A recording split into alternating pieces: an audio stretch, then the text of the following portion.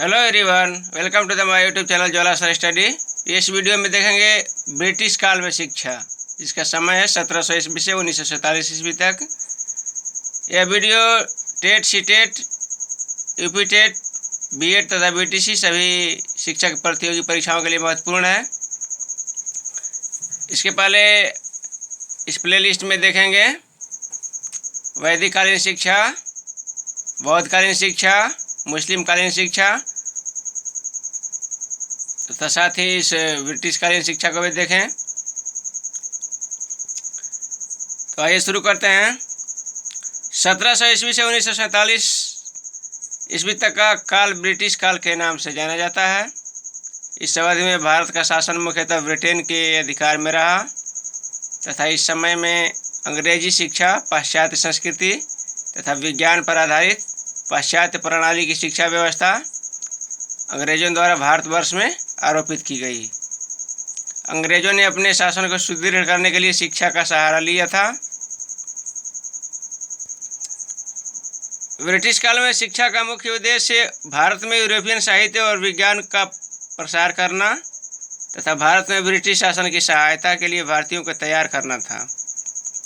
East India company विशुद्ध व्यापारिक हितों के लिए भारत आई थी, जिसने भारतीयों का अधिकाधिक शोषण का प्रयास किया था। अब देखते हैं ब्रिटिश काल में मैकाले के द्वारा प्रतिपादित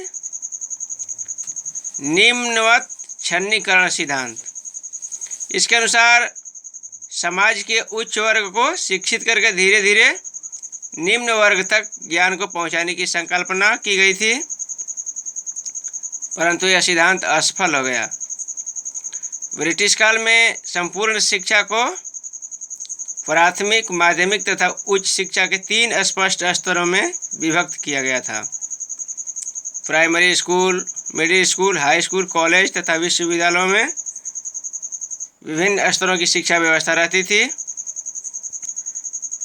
1857 ईस्वी में कोलकाता, मुंबई तथा मद्रास में विश्वविद्यालयों की स्थापना का युग प्रारंभ हुआ था।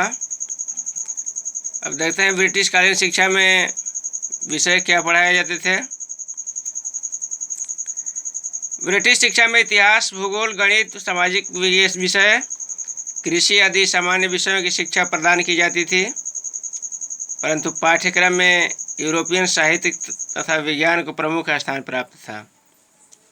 छोटी कक्षाओं में शिक्षा का माध्यम मातृभाषा तथा क्षेत्रीय भाषा थी।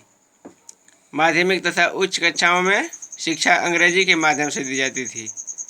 शिक्षण अधिकांशतः किया जाता था।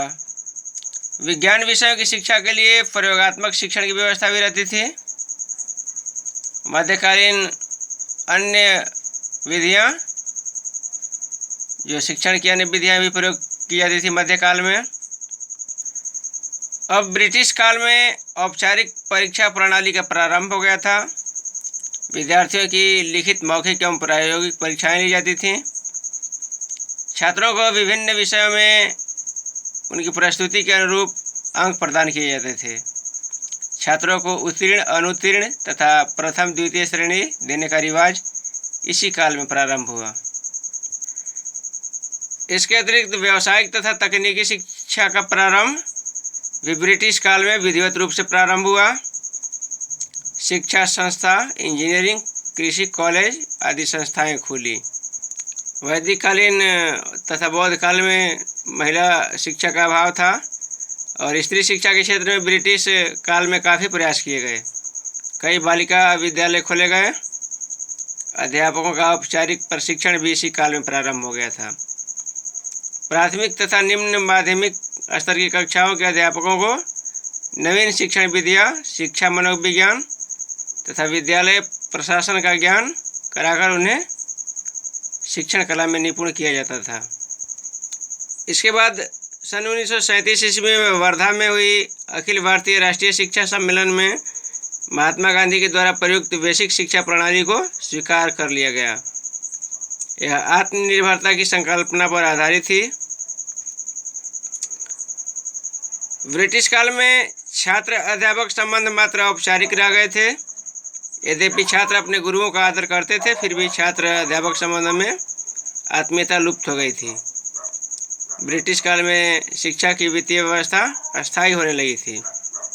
सरकारी सहायता, स्थानीय संस्था कोष, नगरपालिका कोष, शिक्षा शुल्क, धर्मश, उपहार व निजी दान शैक्षिक वित्त के प्रमुख साधन थे। इसमें ब्रिटिशकालीन शिक्षा में भारतीय संस्कृति की अवहेलना से भारतीयों में नैतिक व धार्मिक पतन हुआ। अब देखते हैं अंग्रेजी शिक्षा नीति। इसके अंतर्गत महत्वपूर्ण डेट देखेंगे। इसमें वुड डिस्पैच 1857। इसमें भारत में अंग्रेजी शिक्षा का मैग्ना कार्टा कहा जाता है, वुड डिस्पैच को। इसके बाद हंटर कमीशन 1882 ईस्वी में आया। तो ये थे ब्रिटिश कालीन शिक्षा के महत्वपूर्ण फैक्ट।